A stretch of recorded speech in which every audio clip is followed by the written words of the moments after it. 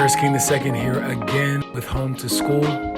We are doing some quarantine learning here in my home again. Today we're going to be focusing on academics. How do you continue a lot of the academics that are happening at school here in your home? Simple ways throughout your day. Today we're going to focus in on math and literacy, even though everything is learning in your home. A lot of what you do as a family is a part of learning. Just focus on math and literacy today.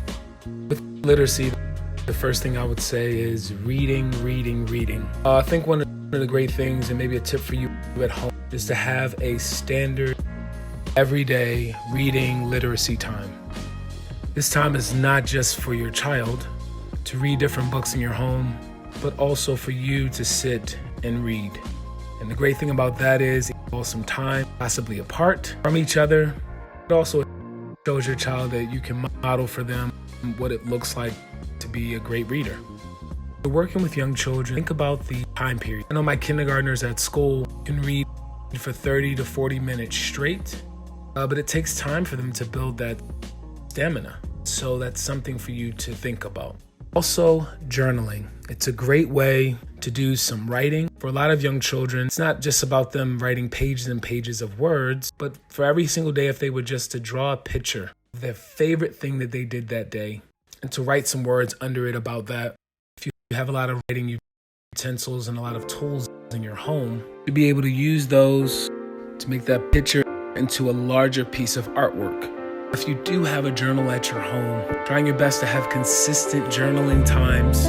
Again, model for your child. Last thing I always like to talk about is technology. So I went out for a walk today and I took some pictures out and about. When it comes to math, there's a lot of different approaches to math. I know here in this amazing country, one thing that families like to do is drill and teaching addition facts and subtraction facts and things of that nature. For me today, I went outside and I took some pictures. Took some pictures of some different things out in my environment. And one thing you can engage in is a math talk. Look at this picture right here. You can ask some questions around what do you wonder, right? So for example, I wonder why this building has this many windows. And just looking at this building alone, there's a lot of different learning targets you can hit. From looking at counting in cardinality, you can count the different windows there on the building. And you can also think more about geometry and what shapes you see. So math is everywhere, and this is one way that you can engage, but you can also buy some workbooks and have them do some time with that. Watch how much time your child spends doing the academics. You want to keep it short and engaging. Make sure that it's consistent over the days and not do hours and hours of work in your home where they're not going to like it and engage with it. The most important thing, things like math talks and using technology, is that you have an opportunity to connect with your child. I hope this was helpful. Next time we're going to talk about my favorite subject, which is play.